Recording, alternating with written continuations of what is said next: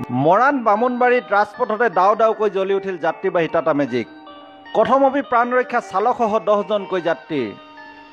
মৰাণ নাহৰকটীয়া ৰাজ্যিক পথত বামুণবাৰী মহাবিদ্যালয়ৰ সন্মুখত আজি বিয়লি সংঘটিত হয় এই চাঞ্চল্যকৰ ঘটনাটো।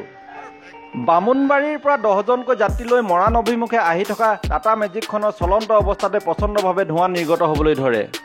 এই ঘটনাত হতভম্ব হৈ পৰা মেজিকখনৰ চালকজনে পথৰ ওপৰতে গাড়ীখন ৰখোৱাৰ পাছতে যাত্ৰীসকল আতংকগ্ৰস্ত হৈ যেনি পাৰে পলাবলৈ আৰম্ভ কৰে।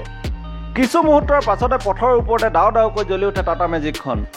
জুইয়ে টাটা মেজিকখন আগুৰি ধৰাৰ ফলত মৰাণ নাহৰকটীয়া ৰাজ্যিক পথেৰে বহু সময় ধৰি যান বাহনৰ চলাচল ব্যাহত হৈ পৰে।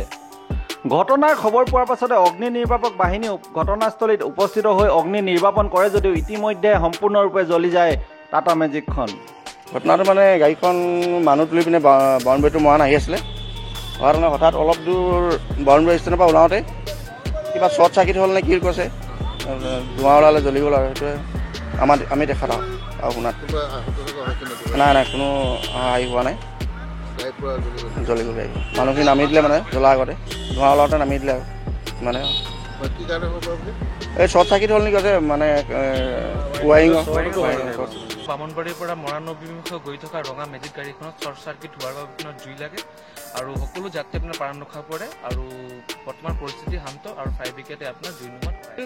বৈদ্যুতিক বিজুতিৰ বাবে টাটা মেজিকখন এনেদৰে ৰাজপথতে জ্বলি উঠাৰ সন্দেহ ব্যক্ত কৰিছে মেজিকখনৰ চালকৰ লগতে যাত্ৰীসকলে। Bureau report, Moran live.